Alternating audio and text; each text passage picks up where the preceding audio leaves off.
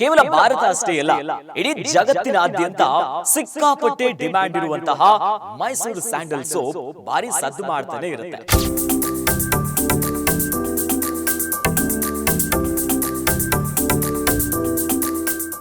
ಖ್ಯಾತ ನಟಿ ತಮನ್ನಾ ಭಾಟಿಯಾ ಅವರು ಮೈಸೂರು ಸ್ಯಾಂಡಲ್ ಸೋಪ್ ನ ರಾಯಭಾರಿ ಆಗ್ತಾರೆ ಎನ್ನುವಂತ ಚರ್ಚೆ ಭಾರಿ ಸದ್ದು ಮಾಡ್ತಿದೆ.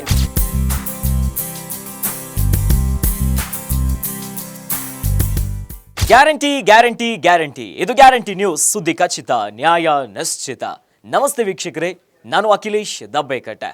ಮೈಸೂರು ಸ್ಯಾಂಡಲ್ ಸೋಪ್ ನಮ್ಮ ಕರ್ನಾಟಕದ ಹೆಮ್ಮೆಯ ಬ್ರ್ಯಾಂಡ್. 1916ರಲ್ಲಿ ಸ್ಥಾಪನೆ ಆಯಿತು.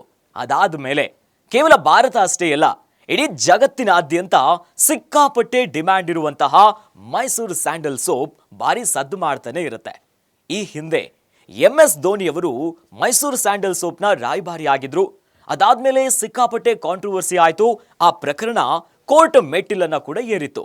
ಆದ್ರೆ ಈಗ ಏನು ವಿಚಾರ ಅಂತಂದ್ರೆ, ಖ್ಯಾತ ನಟಿ ತಮನ್ನಾ ಭಾಟಿಯಾ ಅವರು ನಮ್ಮ ಮೈಸೂರು ಸ್ಯಾಂಡಲ್ ಸೋಪ್ನ ರಾಯಭಾರಿ ಆಗ್ತಾರೆ ಎನ್ನುವಂತ ಚರ್ಚೆ ಭಾರಿ ಸದ್ದು ಮಾಡ್ತಿದೆ.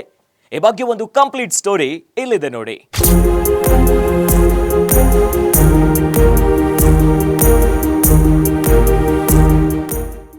ಕರ್ನಾಟಕದ ಪ್ರಸಿದ್ಧ ಮೈಸೂರು ಸ್ಯಾಂಡಲ್ ಸೋಪ್ಗೆ ರಾಯಭಾರಿಯಾಗಿ ನಟಿ ತಮನ್ನಾ ಭಾಟಿಯಾ ಅವರು ನೇಮಕ ಆಗುವ ಬಗ್ಗೆ ಬಿಸಿ ಬಿಸಿ ಚರ್ಚೆ ಶುರುವಾಗಿದೆ. ಕರ್ನಾಟಕದ ಸುಪ್ರಸಿದ್ಧ ಮೈಸೂರು ಸ್ಯಾಂಡಲ್ ಸೋಪ್ಗೆ ವಿಶ್ವದಾದ್ಯಂತ ಭಾರಿ ಬೇಡಿಕೆ ಇದೆ.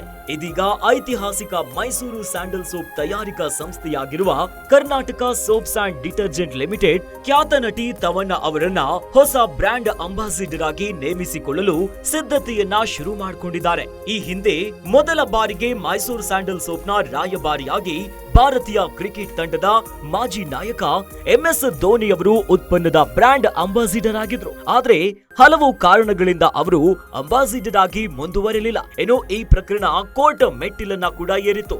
ಆದ್ರೆ ಕೊನೆಗೂ MS ಧೋನಿಯವರು ಈ ಪ್ರಕರಣದಲ್ಲಿ ಜಯಶಾಲಿಯಾದ್ರು. ಸದ್ಯ ಈಗ ಖ್ಯಾತ ನಟಿ ತಮನ್ನಾ ಅವರ ಹೆಸರು ಬರ್ತಿದ್ದಂತೆ ಸಾಕಷ್ಟು ಚರ್ಚೆಗಳು ಶುರುವಾಗಿದೆ. ಇದೀಗ ಮೈಸೂರು ಸ್ಯಾಂಡಲ್ ಸೋಪ್ ಹೊಸ ಗ್ರಾಹಕರು ಹಾಗೂ ಯುವ ಸಮೂಹವನ್ನ ಸೆಳೆಯುವ ಉದ್ದೇಶದಿಂದ ಮೈಸೂರು ಸ್ಯಾಂಡಲ್ ಸೋಪ್ಗೆ ಹೊಸ ರಾಯಭಾರಿಯಾಗಿ ತಮನ್ನಾ ಅವರನ್ನ ನೇಮಿಸೋದಕ್ಕೆ ಚರ್ಚೆ ನಡೆದಿದೆ. ಸದ್ಯದಲ್ಲೇ ನಡೆಯುವ ಇನ್ವೆಸ್ಟ್ಮೆಂಟ್ ಕರ್ನಾಟಕ ಜಾಗತಿಕ ಹೂಡಿಕೆದಾರರ ಸಭೆ ನಡೆಯಲಿದ್ದು, ಇದರಲ್ಲಿ ಹಲವು ಮಹತ್ವದ ಘೋಷಣೆಯನ್ನ ಮಾಡಲು ತೀರ್ಮಾನಿಸಿದ್ದಾರೆ.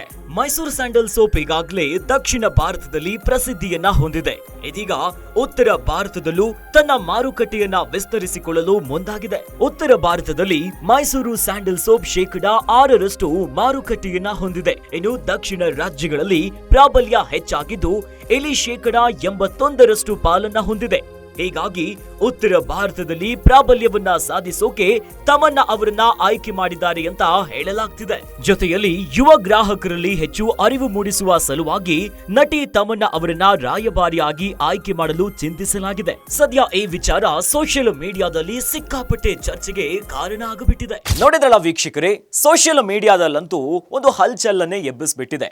ಅದರಲ್ಲೂ ಕೂಡ ಕೆಲವರು ಯಾಕೆ ತಮನ್ನಾ ಭಾಟಿಯವರು ಬೇಕು, ನಮ್ಮ ಕನ್ನಡದಲ್ಲಿ ನಟ ನಟಿಯರೇ ಇಲ್ವಾ ಅನ್ನೋ ಪ್ರಶ್ನೆಗಳನ್ನ ಕೂಡ ಎತ್ತಿದ್ದಾರೆ. ಒಟ್ಟಲ್ಲಿ ಮೈಸೂರು ಸ್ಯಾಂಡಲ್ ಸೋಪ್ ಸಂಸ್ಥೆ ಯಾವ ನಿರ್ಧಾರವನ್ನ ಕೈಗೊಳ್ತಾರೆ ಕಾದು ನೋಡಬೇಕು. ಇನ್ನಷ್ಟು ಸುದ್ದಿಗಳಿಗಾಗಿ ನೋಡ್ತಾ ಇರಿ ಗ್ಯಾರಂಟಿ ನ್ಯೂಸ್. ಗ್ಯಾರಂಟಿ ನ್ಯೂಸ್, ಸುದ್ದಿ ಖಚಿತ, ನ್ಯಾಯ ನಿಶ್ಚಿತ.